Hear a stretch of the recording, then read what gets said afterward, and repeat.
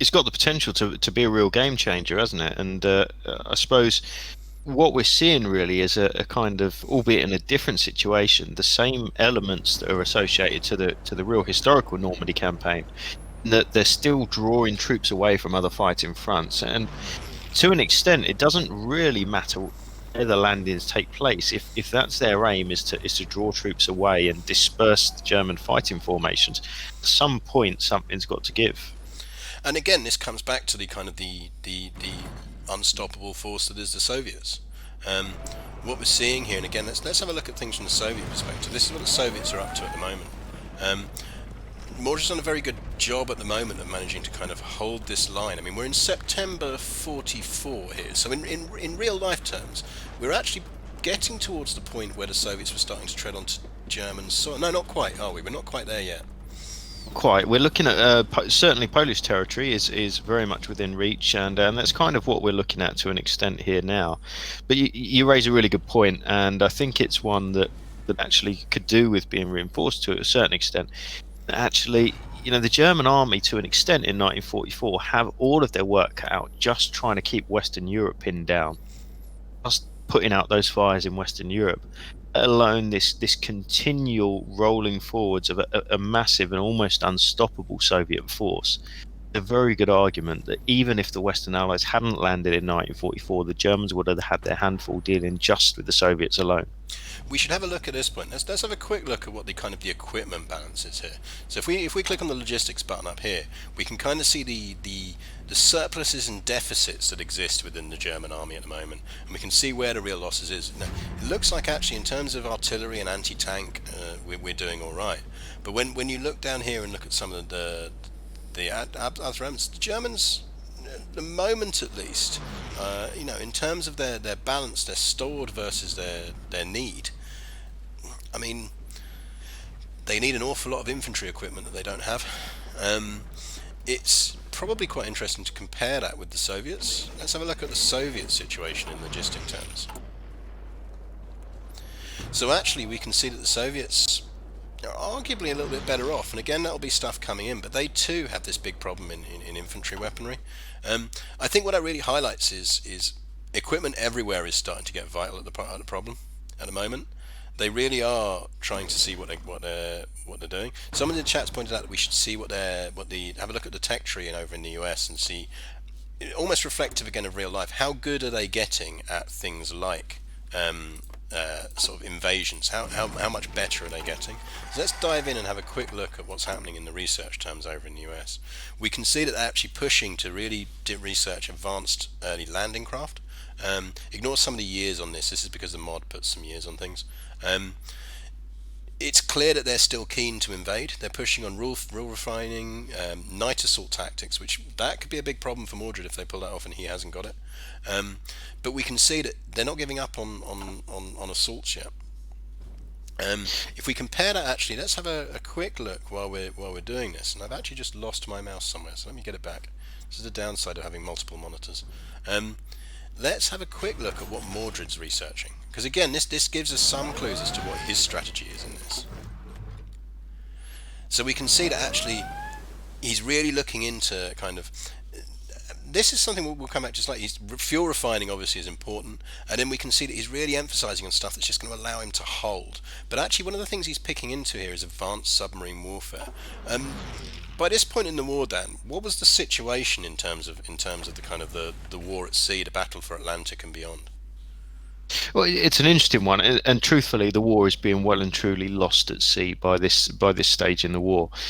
There are some fairly major changes made with the introduction of, for example, the Type 21 U-boat, which is very quick and very advanced. It manages to sway the balance to a certain extent. The reality of the war at sea is quite simple in that the numbers of troops, the numbers of resources, the amount of ships that are coming back and forth across the Atlantic, combined with the increased Allied air cover, is really making it a hellish place for any German submariner to be. There's also, If I can just yeah, go for it, bring man. you Go. back very Yeah, quickly go, go, to, go. to an interesting point you brought up a minute ago, and that was when we were looking at the available resources and you compared Germany and the Soviet Union. It's worth mentioning that we can chuck in one of Hitler's kind of crazy moments into this to the situation that little bit more dire as far as the German perspective is, at least, because of course we have to bring into the occasion about this time, September 1944, to the historical narrative, the introduction of things like the V2 rocket, and also new jet fighters and a number of new projects, including the Mouse super heavy tank and like that. So in gameplay terms, in reality, so we're what, the 19th now. So it's what, first or second that essentially the V2 attacks start, isn't it? Is that when they start Yeah, that's operating? right. So, well, the V2 has been effectively declared operational at the start of the month. First attacks coming towards the end of the month. It's worth mentioning for those that aren't familiar with the V2. We're talking a stratospheric rocket, which is once launched literally unstoppable by a gyroscope with a 1-ton warhead. Has got real serious potential to do major damage, but it's not a precision weapon. It does take up a staggering amount of resources. So every V2 that's fired is done so at the cost of a number of tried and tested tanks or armored fighting vehicles, or even parts of weapons and equipment that now cannot be built. And this is the whole wonder weapon thing, isn't it? It's Hitler's kind of belief that you need something new and technical to kind of, he's the Silicon Valley disruptor of his day. He's determined that you'll find some way of disrupting warfare, and that will somehow help. Something we should point out here is D-Day 3, or is it D-Day 4 now, appears to be under the way. We do have a landing, another Allied landing at Le Havre. Another attempt by the looks of things, and for good reason, because it is a logical place to land and it is a logical thing to do. But any luck, the Allies are going to get themselves a little bit of a foothold now and start to progress a little bit more in terms of the historical overview, because actually by this time historically, Allies had already broken out of, or well and truly broken out of Normandy, and were even about to launch, in fact had just launched Operation Market Garden up, an attempt to try and cross the Rhine and end the war for Christmas 1944, of course, was inevitably to fail. So we're kind of, as you say, I mean, this was part of kind of, largely stimulated by Monty, by Montgomery, his determination to kind of find other ways through what was even then a very stubborn German defence. It's one thing we might want to have a look at here is I do wonder where Mordred is having to pull troops from to deal with this. It looks like, for the moment at least, he's managed to calm things down in Italy again. And obviously we know that he's still attempting to kind of hold on here, but is making no gains in Bulgaria and Romania. But, the Soviets are still pushing forward. And as you said, this is the how do you say it, inexorable Soviet advance is going on. So to a certain extent, we are now starting to see as many D-Days as there are Fast and Furious movies, but they are effective in their own way in terms of pinning down those troops. Yeah, it's an interesting point you make, and even if, for argument's sake, Mordred happens to stamp out, as he looks like he's making some progress to stamp out this attempted invasion over in Normandy, actually the reality is the situation changing much for him? Because even if he does manage to do it, we know that there's a very high chance there's going to be another one coming back, and so I suspect he's going to have to leave a number of troops tied down in the Normandy region, whether he's fighting there or not. Yeah, I mean, as someone's pointed out in chat, and I think they're absolutely right, someone who plays Hoi 4 occasionally, and as Germany in particular, it's one of the things you can almost play to. The AI here is actually relatively bad at reinforcing its invasions, which is the thing that in historical terms the Allies are very, very, very good at, and that's what makes the real difference. And if anything, even though this is ahistorical, we're just seeing how important and how critical that logistical effort on the real D-Day was. Yeah, do you know, it reminds me of a friend of mine that I went to see, Dennis Gregson, who I went to see recently. He was only a 19-year-old Royal Marine on D-Day, but he was in charge of an LCM, Landing Craft Mechanized, and it just reminds me of what he said on the day before leaving, or the morning, in fact, that he ended up coming into Gold Beach. He remembered being lined up in the area around Cowes. It was a meeting point known as Piccadilly Circus. Thousands and thousands of ships had lined up before sailing over in one big group towards Normandy. And he said, quite literally, you felt like you could walk across the decks of ships without ever touching the water all the way to Normandy. That it was a sight he would never forget. 7,000 vessels all lined up, all heading in one direction. He even pointed out that he didn't necessarily know where he was going. Just told, right, off you go, you're going to Gold Beach. And he didn't have to look at a map, he just followed the other 6,999 ships knowing he was going to get there. And I think that's probably not an unusual experience overall. I mean, that's something you see in a lot of the accounts things. It's just a sheer kind of logistical effort that was going on in a determined way to try and just make sure this was a success. Yeah, and you know the logistics is really quite incredible, particularly when you look at the actual historical situation at that time. Because you have to remember that the D-Day landings were postponed by a period of time. The logistics of dealing with that were absolutely incredible. 7,000 ships going out to sea with 7,000 blokes who'd written their letters, who'd had their breakfast, had their meals, got themselves ready, prepared to go, learnt their jobs, all for it to be cancelled or postponed for a period of time. I mean, bringing everybody back, reinstituting all of that information, resetting all the schedules and the timetables.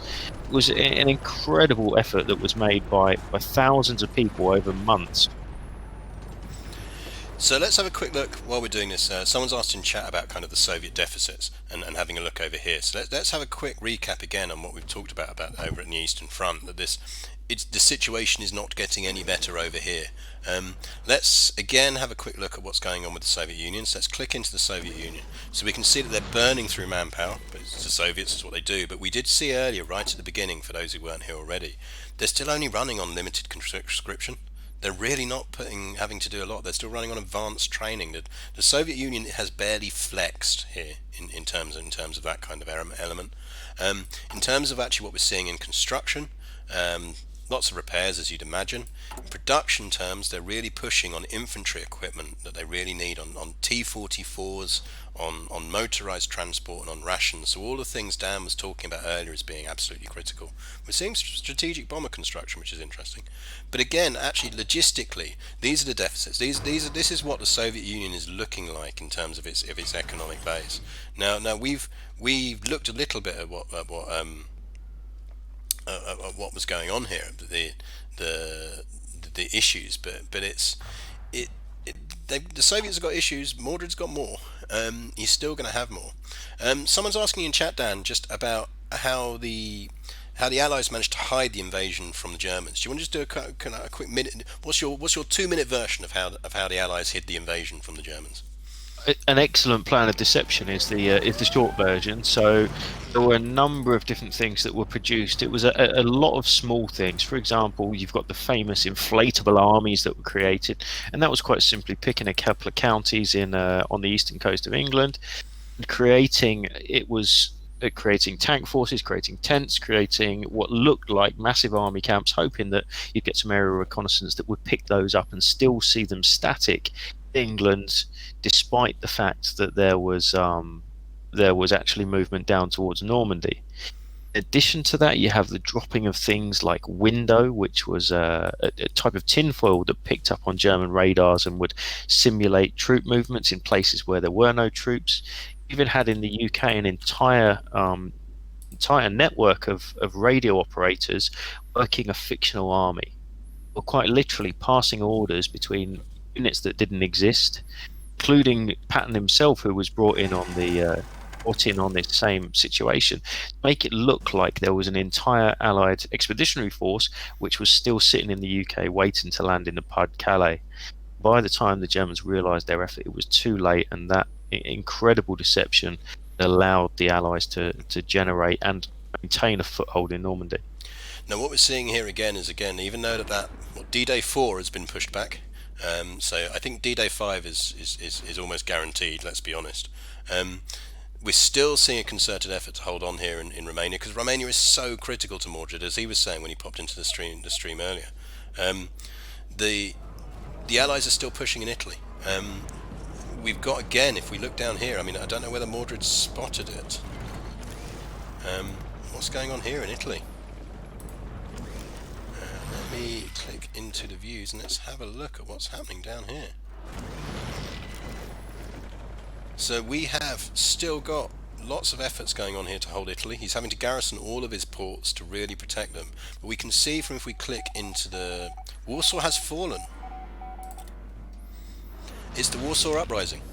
We have the Warsaw Uprising. Dan, do you want to give us the two? No, just explain to people in chat. Warsaw Uprising. It's historically massively significant, and also a pretty terrible and awful incident that takes place at exactly this time during the Second World War. What you have, in essence, is a deal that is struck between Polish citizens in and around Warsaw, along with the fast approaching Red Army. Is that the Polish Home Army are going to rise up and they're going to expel the German forces, who, it must be said, have been incredibly brutal to the Polish population in 4 years of occupation, with the plan to oust them and kick them out of Warsaw and the surrounding areas. It's done on the proviso that the Soviets are going to come in and help support them, because there's, of course, that big question that a home uprising unit, they don't have any tanks, they don't have any heavy weaponry, and they really can't sustain a long period of fighting. The real unfortunate thing, and the tragedy, if you like, is the betrayal that's made, in that the Soviets decide in the end that they are not going to support the uprising. It's eventually crushed very, very brutally by German forces, with the Soviets sitting, in some cases, within artillery range, allowing this to happen. And this is again one of those areas where the Soviets, they were quite brutal in how they advanced. They knew what they needed to do, and they were thinking not just about taking that territory and kind of winning the war, but they were thinking beyond it, perhaps in a way that at times the rest of the Allies weren't. There's a really good book for those, again, who are really interested in the Warsaw Uprising. I highly recommend Norman Davies' Rising 44. Really, really good book. Really heartbreaking to read, as Dan says. Some of again, as has been the case throughout the war, the Poles are enormously brave. I mean, Dan, you might be able to correct me if I'm wrong. Am I right in thinking that they have the fourth highest casualties of anyone in the Allies? They're certainly in that bracket. To the best of my knowledge, it's something approaching 20%. 1 in 5 of the Polish population is to lose their lives in the Second World War, which is an absolutely staggering number. Poland is treated incredibly poorly by both the Germans and the Russians at different points in the war. Certain cities, in particular, the city of Gdansk, as it's known these days, was terribly poorly treated as Danzig. It was treated effectively as in an enemy city by all sides as they captured it, and the population there suffered awfully during the Second World War. I mean, something, if anyone in chat has a chance to do it and they've never had a chance to visit,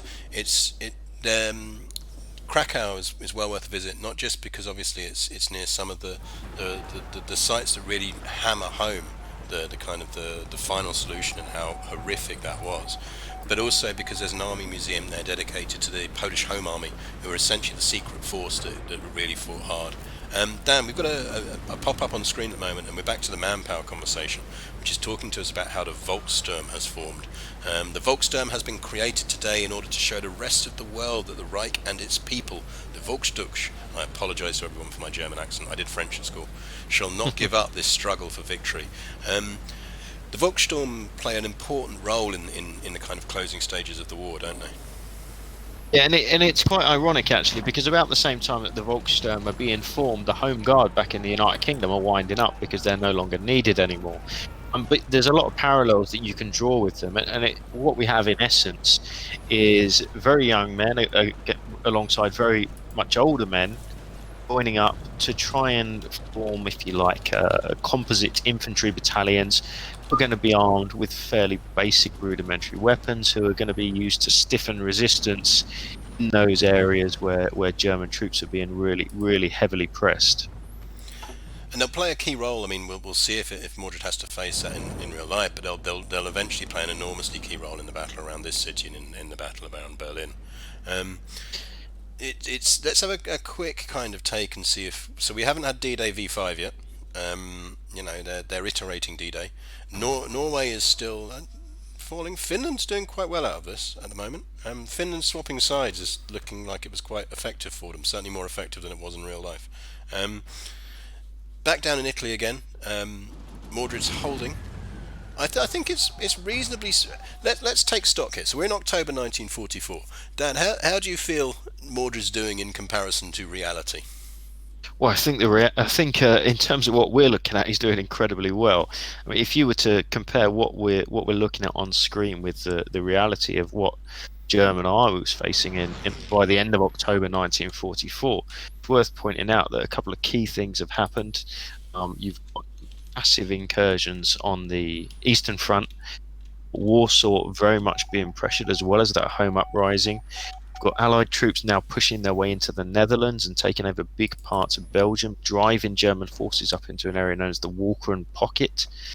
Of the US Army approaching the borders of Germany, you've got Antwerp that's in Allied hands. All of these things Mordred's managed to avoid. In addition to really senior losses, Rommel himself having committed suicide in October 1914. All of these are very key and important things that actually Mordred's managed to avoid to this extent and still keep his forces in what looks like a reasonably good fighting shape. I think the one thing that is worth watching here, I mean, we're seeing here forming is the Soviets have managed to encounter historically link up with the Warsaw Uprising. So as has been pointed out in chat, and something back to our Polish chat that we were talking about earlier, it's absolutely worth emphasising and mentioning that nearly half of the Holocaust victims were Polish Jews. Absolutely. Poland suffers so enormously, and when you look at that kind of for your freedom and ours was obviously one of their key kind of tenets of what they did, with the heroics of the Polish Navy crews against Bismarck, with the pilots in the Battle of Britain. Dowding turns around and says that without the Poles, the Battle of Britain wouldn't have been won. And the Poles are enormously important and historically so badly treated. And I think it is something worth remembering, particularly on VE Day here, that when we talk about things like the parades afterwards, that the Poles were largely excluded because Stalin did not want them there. And that's a real tragedy. It's something we always have to remember as Brits, as citizens of the world, is the contribution that the Polish made to World War II. And I think you make a really important point there, and something that's maybe worth pointing out when it comes to things like the treatment of civilians during the Second World War, and how there's a massive discrepancy between West and East. If you were to take, for example, the best known war crime in Western Europe from 1944 would be probably the massacre at Oradour-sur-Glane down in the heart of France there, and something in the region of 700 village inhabitants are killed because of a reprisal, albeit an incorrect one against the wrong village. Which is the opener to World at War, isn't it? It's the very first thing Indeed, that yeah. opens the series World at War. Which Part one, episode one part one, of the which World we War. should point out at the moment that if you live in the UK, you can register for free at the Yesterday channel have a watch online portal. You can watch the entirety of World at War on there. And just sorry to interrupt, Dan, but I thought it's a good point to say that if you're looking for something to watch over this weekend and everything else, there are things we have learned since about that series, but it still stands up largely, and it's a free to watch. Do watch it if you're there. Not a lot of people know it's there, and you can watch it. Very good point, and a fascinating series. And I suppose the point with relation to Oradour-sur-Glane, which I've been to a couple of times now, and really is a breathtaking place, that for every Oradour-sur-Glane in France, there are probably 20 of them in Poland and the Czech Republic, and much of what was the Eastern Front. They're almost unknown to a Western audience today, and I think that's a real tragedy. And it should be on the responsibilities of historians such as ourselves to try and share that story as much as we can. Absolutely. I mean, it's also. I mean, one of the things that's on my bookshelf upstairs, which I need to write up at some point as well, is actually the translated copies of the German Army's War Crimes Investigation Division, which are fascinating in their own right because of the genuine efforts they go to cataloguing, say, Soviet war crimes in the early periods of kind of the war, and certainly when we talk around the early, again, Poland suffers awfully at the hands of the Soviets at the beginning of the war, but just seeing the difference in methodology when they then encounter their own war crimes, and you can see that political element come into play of the army may well want to investigate, but they're not going to because it runs counter to the demands of the state. We should have a look here, actually, by the way, as we can see that I suspect Mordred may have been hoping that what he could actually do was create a pocket of Russian forces here, of Soviet forces. It's not looking like that's going to be very successful. The Soviets have really, in our alt history element here, really taken advantage of that Warsaw uprising and pushed forward. Yeah, I mean, there's a big salient that you can see very clearly from this large map, and actually, in truth, that's something that would have been major concern for the Germans, but also potentially a major opportunity as well. It's kind of reminiscent of Stalingrad in that way, in that you do have this rather exposed salient, and if there was to be a concerted effort north and south, a pincer movement, cut out that section of salient, there could be a really substantial Soviet army trapped in it. I mean, one thing that's worth looking south towards now is we can see that actually he's done a relatively good job of holding the line at the mountains in Hungary, which is really critical, and especially as he's managed to avoid, historically speaking, what we're 2 months after where, historically speaking, we'd had a major invasion of Romania by the Soviet forces and they pushed through. And this area of the line does seem to have stabilised. But we can see here that we look at all these forces drawing north. I strongly suspect Mordred is really focused now. I mean, I've seen him play Hoi 4 plenty. He is the master. He is the absolute master of the pincer movement.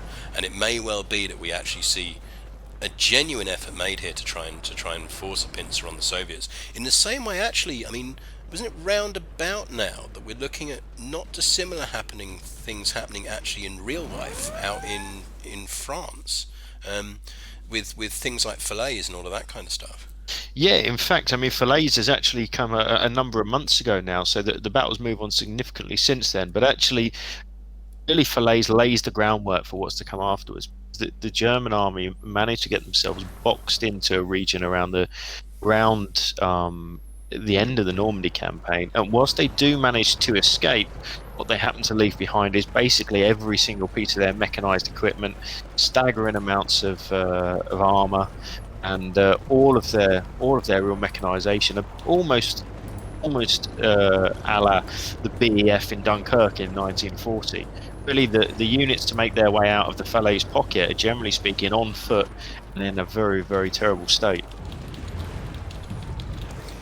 And I think that's something that is interesting to note here. I mean, as we look at the Soviets pushing through, is again, Mordred's big problem is no matter what he does, those Soviets are there, and he's got to deal with them. He's got to work out a way of dealing with them. And historically, you're not wrong in it's exactly the same issue that the German army was faced with in 1945. The only difference being is that in our simulation here, the Allies haven't managed to get a foothold in Western Europe.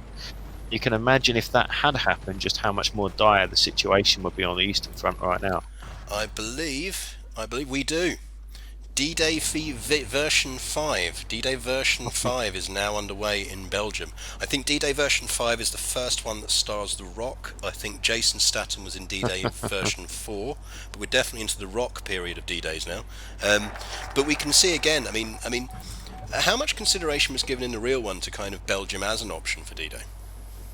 Not a huge amount, to the best of my knowledge. One of the major problems is that you have, and a major going concern for both sides is that you have a number of potential places which everybody wants to get hold of up there. One of them, the key one, probably being Antwerp, which was a massive industrial hub and port city, staggering size and proportions, which fed the Scheldt estuary and therefore was a real gem for everybody.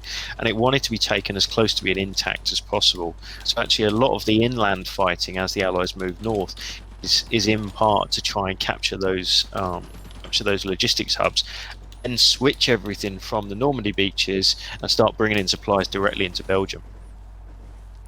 And I mentioned earlier about Antwerp and how important Antwerp was early in the war. I mean, Antwerp's very important because it's a source of industrial diamonds. It's also, as port territory, Belgium has some very nice ports, and I think we forget that actually that was one of the key things, again, for the Allies. Deep water ports, so critical.